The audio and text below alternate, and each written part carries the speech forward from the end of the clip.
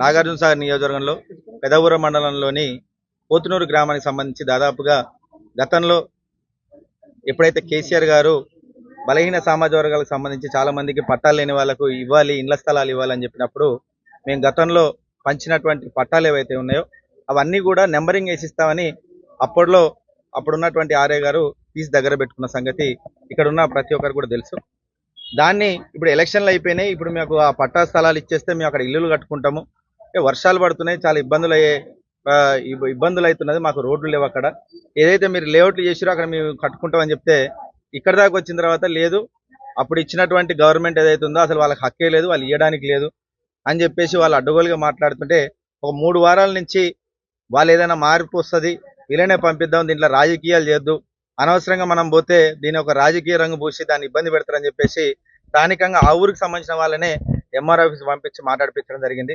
ఇక లేదు, ఇక స్థానికంగా ఉన్నటువంటి కాంగ్రెస్ నాయకుని ఒక ఆయన కలవమని చెప్పి ఎప్పుడైతే ఇక్కడ స్థానికంగా ఉన్నటువంటి అధికారులు అన్నారో ఇక వీళ్ళని వదిలిపెట్టేది లేదు. ఖచ్చితంగా వీళ్ళకి ఏదైతే అప్పుడు కేసీఆర్ గారి సమక్షంలో కేసీఆర్ గారి చొరవతోటి ఏదైతే వీళ్ళందరికీ పట్టాలు ఇచ్చినామో అవన్నీ ఖచ్చితంగా వీళ్ళకి ఇప్పించేదాకా నిద్రపోవద్దని చెప్పేసి వీళ్ళందరికీ కూడా రమ్మంటే పెద్ద ఎత్తున ఊరు మొత్తం కూడా కదిలొచ్చింది. అప్పుడు పట్టాలు తీసుకున్న వాళ్ళు ఖచ్చితంగా ఇప్పుడు ఎంఆర్తో మాట్లాడడం జరిగింది.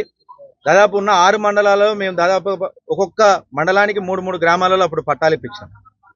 ఇదే పెదవూరు మండలంలో అదే పోతునూరు గ్రామానికి సంబంధించి దాదాపుగా 45-50 మంది దాకా కూడా పట్టాలు ఇప్పించడం జరిగింది. వీళ్ళందరూ కూడా పట్టాలు చేతికి ఇచ్చిన తర్వాత ఇప్పుడు అది చెల్లదు అని చెప్పడానికి మీకు అధికారం లేదు. అప్పట్లోనే దాన్ని అప్లోడ్ చేయడం కూడా జరిగింది. ఏదైతే సీఎం గారు అప్పుడు ఇచ్చినటువంటి ఆదేశాల మేరకు కలెక్టర్ గారు ఏదైతే పోర్టల్ ఏదైతే ఇచ్చారో దాంట్లో అప్లోడ్ చేయడం జరిగింది. దీన్ని మీరు ఇబ్బంది పెట్టొద్దని చెప్పి కలెక్టర్ ఎంఆర్ఓ గారితో కూడా మాట్లాడడం జరిగింది. ఖచ్చితంగా వీళ్ళందరికీ న్యాయం జరిగేదాకా కూడా వీళ్ళ పక్షాన నిలబడతాం. మొన్నటిదాకా మేము ఎక్కడ ఇన్వాల్వ్ అయినా కానీ రాజకీయం పేరుతోటి మీకు ఇల్లు రాకుండా చేస్తారన్న ఒక ఆలోచన ఉండే, కానీ ఇప్పుడు మాత్రం మీకు ఏదైతే మీరు ముందుకు వచ్చి మమ్మల్ని ఇబ్బంది పెడుతున్నారు సార్, అవి ఇవ్వరు సార్ అని మీరు ఎప్పుడైతే ఇక్కడ స్థానికంగా ఉన్నటువంటి ప్రజలు అడిగిరో ఖచ్చితంగా వాళ్ళందరికీ పట్టాలు వచ్చేదాకా వాళ్ళ తరఫున నిలబడి వాళ్ళందరికీ ఇప్పించేదాకా వాళ్ళందరితో ఉంటామని కూడా వీళ్ళందరికీ తెలియజేస్తూ ఎంఆర్ఓ గారికి మేము ఒక దరఖాస్తు పెట్టడం జరిగింది. దీన్ని కలెక్టర్ గారి దృష్టికి కూడా తీసుకెళ్తాం. ఖచ్చితంగా వీళ్ళందరికీ ఇల్లులు వచ్చేదాకా చేస్తామని చెప్పి కూడా తెలియజేస్తున్నాం. ఇది ఒక్కటే కాదు, నాగార్జునసాగర్ నియోజకవర్గంలో గడిచినటువంటి 7 నెలల్లో ఇప్పటి వరకు ఒక పోలీస్ స్టేషన్ పైన, ఒక ఎంఆర్ ఆఫీస్ పైన, ఒక ఎండి ఆఫీస్ పైన ఎక్కడికి పోయినా కానీ స్థానికంగా ఉన్నటువంటి నాయకులు చెప్తేనే ఇక్కడ పనులు అవుతాయని సాక్షాత్తు ఇక్కడ ఉన్నటువంటి అధికారులే స్వయంగా అనడం నిజంగా చాలా సిగ్గుచేటు.